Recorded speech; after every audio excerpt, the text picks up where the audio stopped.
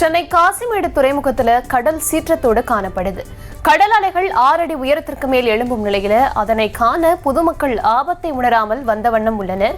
இது குறித்த விவரங்களை களத்திலிருந்து கொடுக்க இருக்காங்க செய்தியாளர் லதா. லதா வணக்கம். நீங்க இப்ப இருக்கக்கூடிய காசிமேடு பகுதியில் கடலோர சீற்றம் எந்த அளவு இருக்கு, கள நிலவரம் என்ன?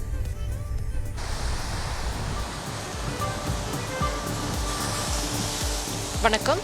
நாம் இப்போ சென்னை காசிமேடு துறைமுகத்தில் இருக்கோம். இந்த பகுதியில் கடலினுடைய சீற்றம் என்பது அதிகமாகவே காணப்படுகிறது. முக்கியமாக கடல் அலையானது 6 அடி முதல் எழும்பக்கூடிய ஒரு சூழலானது இருக்கிறது. வங்கக்கடலில் ஆழ்ந்த காற்றழுத்த தாழ்வு மண்டலமானது நிலவி வரக்கூடிய நிலையில் இன்றைய தினம் அது புயலாக வலுப்பெறுவதற்கான வாய்ப்பு இருப்பதாக வானிலை ஆய்வு மையம் தெரிவித்திருந்தது. சென்னையிலிருந்து அதாவது இரவு 11:30 மணி நிலவரப்படி சென்னையிலிருந்து தற்பொழுது அந்த காற்றழுத்த தாழ்வு மண்டலமானது 490 கிலோமீட்டர் தொலைவில் இருக்கக்கூடிய ஒரு நிலையில சென்னை அதாவது தமிழக கடற்கரையை நோக்கி அது நகர்ந்து வந்துட்டு இருக்கு. அந்த வகையில தமிழகத்தில் இருக்கக்கூடிய அந்த வடகடலோர மாவட்டங்கள் அதே போல நாகை வரை பார்த்தோம்னா கடலானது சீற்றத்துடனே காணப்படுகிறது. முக்கியமா பார்த்தோம்னா நாம இப்ப இருக்கக்கூடிய சென்னை காசிமேடு துறைமுகத்துல கடலினுடைய சீற்றம் என்பது அதிகமாகவே இருக்கிறது. முக்கியமா காற்றினுடைய வேகம், தரைக்காற்றினுடைய வேகம் என்பது வழக்கத்திற்கு மாறாக அதிகமாகவே இருக்கிறது. இந்த பகுதியில மீனவர்கள் கரைக்கு ஏற்கனவே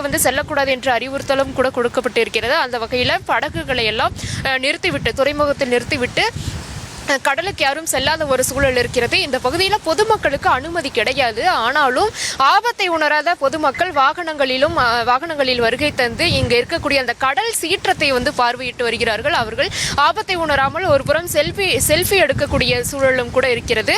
அந்த வகையில் பார்த்தோம்னா தொடர்ந்து தமிழகத்தை நோக்கி அந்த காற்றழுத்த தாழ்வு மண்டலமானது வருகை தந்த வண்ணம் இருக்கக்கூடிய நிலையில கடலினுடைய சீற்றம் என்பது கடந்த 2 நாட்களாகவே அதிகமாக காணப்படுகிறது. காசிமேடு துறைமுகத்திலும் இந்த கடலினுடைய சீற்றம் என்பது அதிகமாகவே இருக்கிறது.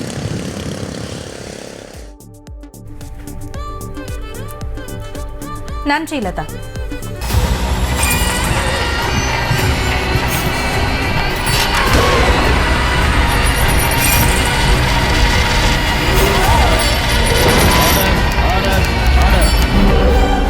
குற்றங்களின் மறுபரிமாணம் நிகழ்தகவு நமது நியூஸ் தமிழ் தொலைக்காட்சியில் விரைவில்.